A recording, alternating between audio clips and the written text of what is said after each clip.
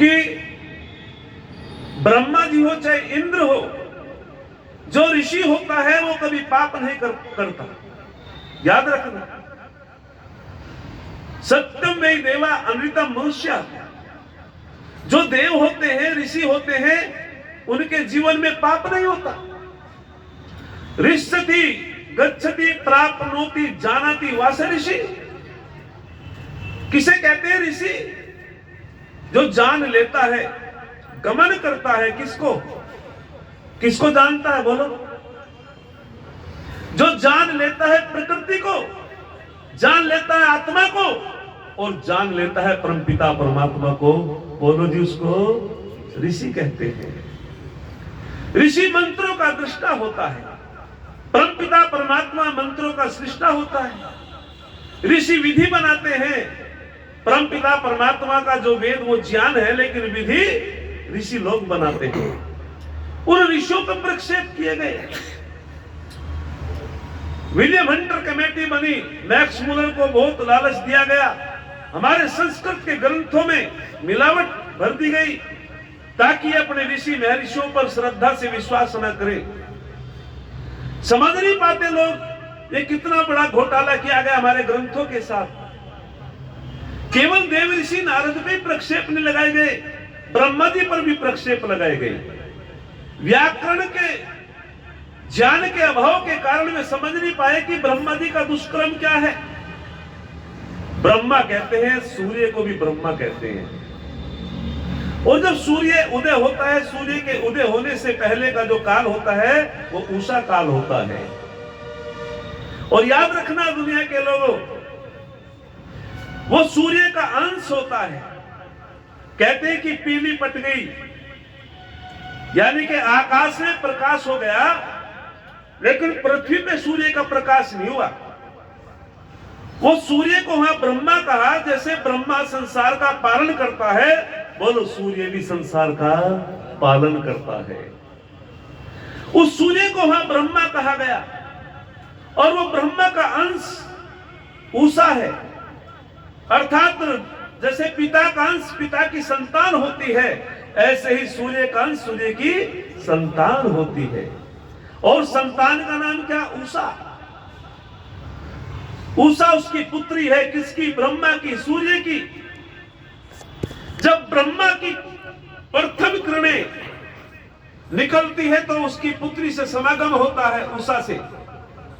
और जब ब्रह्मा की किरणों का उसकी पुत्री उषा के साथ समागम होता है, मिलन होता है, एक पुत्र की उत्पत्ति होती है। उस पुत्र का नाम दिन होता है।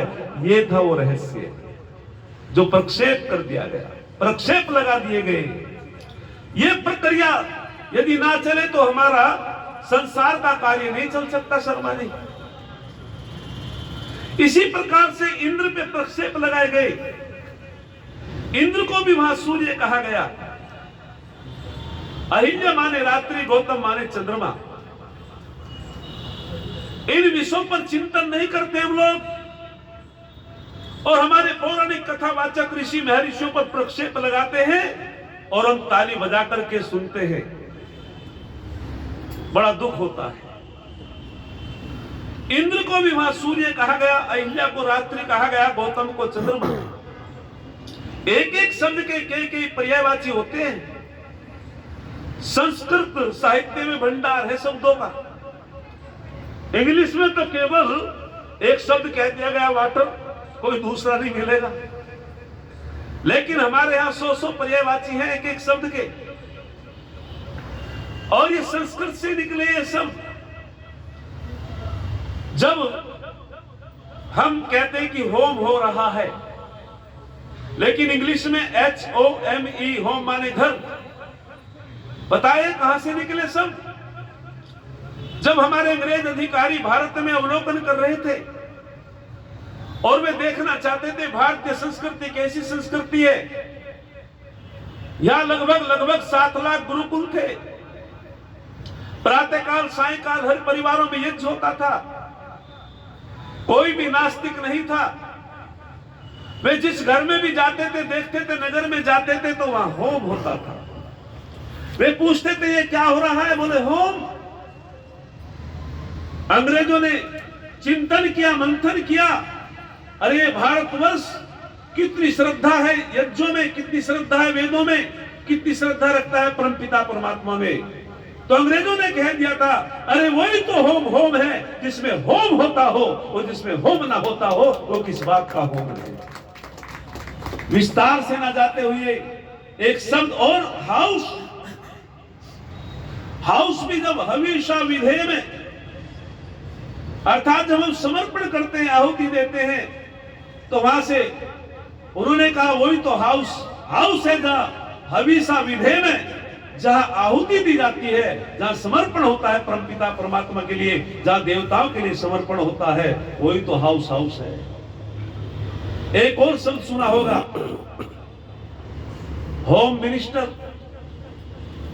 होम मिनिस्टर को हिंदी में क्या कहा जाता है, बोलो? गृह मंत्री। गृह मंत्री। और गृह मंत्री यानी कि जो योग्यता रखता था उस विषय की उसको बनाया जाता था। आज तो गड़बड़ है मामला, कृषि मंत्री बना दिया गया और बोले भेली कौन से पेड़ पर लटकती है, उन्हें यही पता नहीं कि गन्ने से निकला है, गुड़ गन्ने से बनता है। आज तो विपरीत है मामला।